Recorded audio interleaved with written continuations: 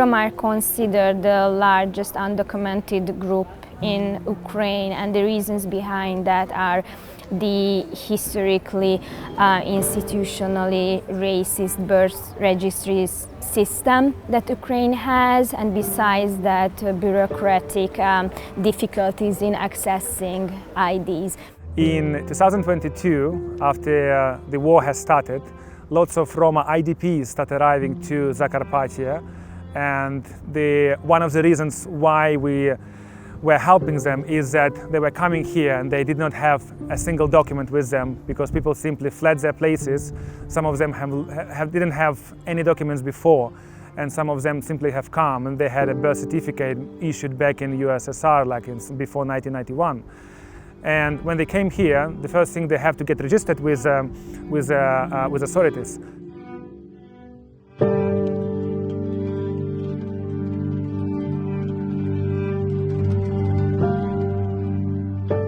Elveszítettem a keresztlevelet, 16. évre szültem meg, fiú.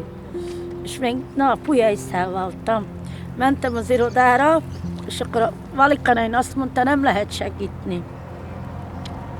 Szeretném, hogy igen, legyen neki paszportja, mert nekem a 8. gyerek.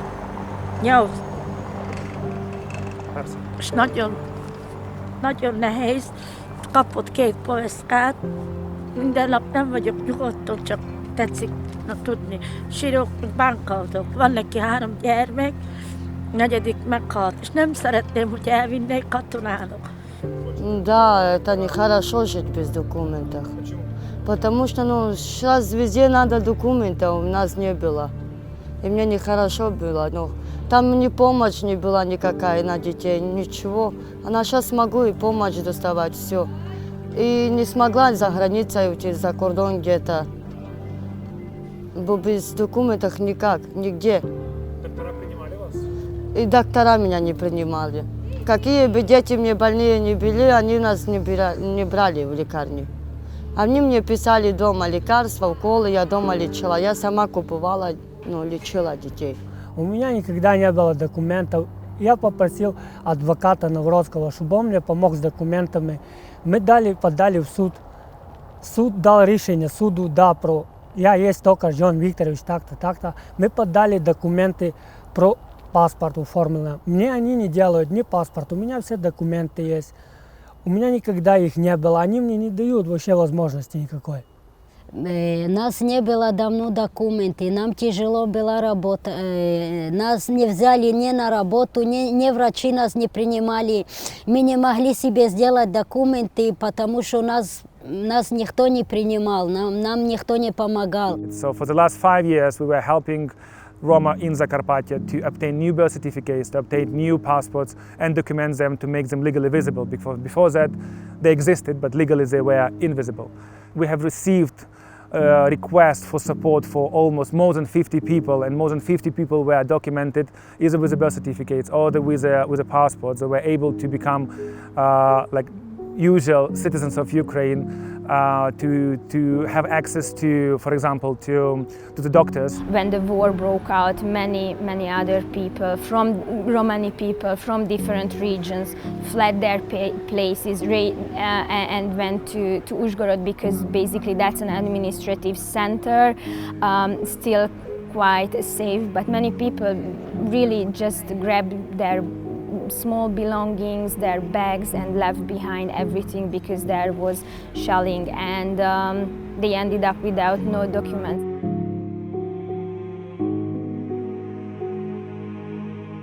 Így jártál napszámba, úgy tartja a 3 gyereket, és közben meg én rajtam is segít. Mert nekem még plusz van még 6 gyerek, akit fel kell nevelnem. Jó, mikor lesz?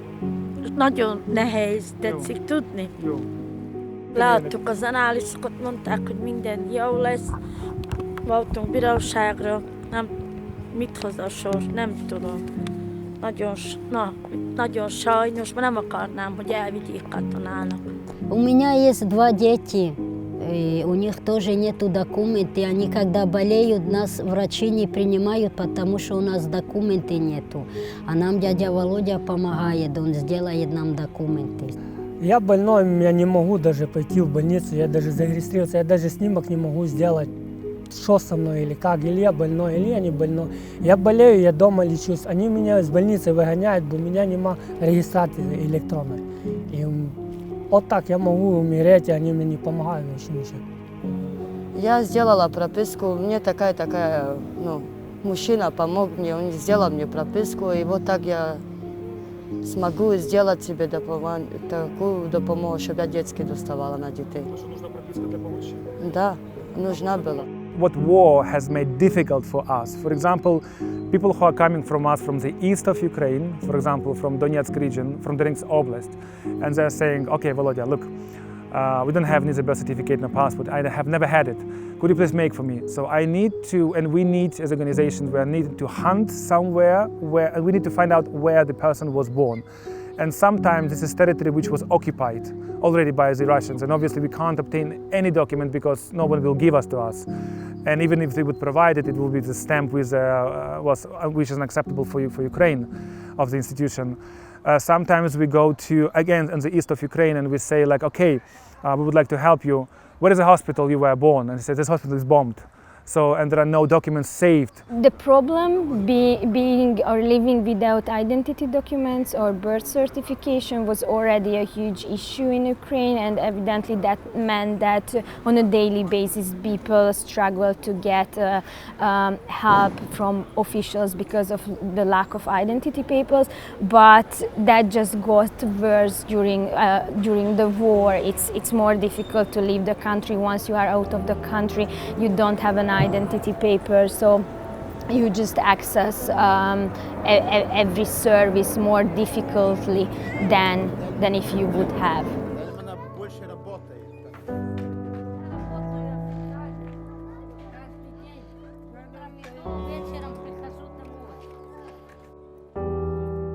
Я не мог сделать себе паспорт, мне здесь не делали, здесь в нашей Украине. Так мне решил помочь дядя Володя. Так я сходил к нему сюда, здесь на табор, и он мне решил помочь. Но он мне за 34 года у меня никогда не было паспорта, у меня первый паспорт украинский. Это мне помог дядя Володя сделать. Я мог быть на Украине, жить здесь в Украине. Я здесь вырос, здесь меня родили, моя мать тоже. Моя мать умерла, они мне решили помочь. Вот дядя Володя. Должно быть громадян України. Тоді Рома. Láttuk az análisokat, mondták, hogy minden jó lesz. Voltunk bíróságra, nem, mit hoz a sor, nem tudom. Nagyon sajnos, mert nem akarnám, hogy elvigyék katonának. В паспортном столе они мне сказали, что надо мне решение суду.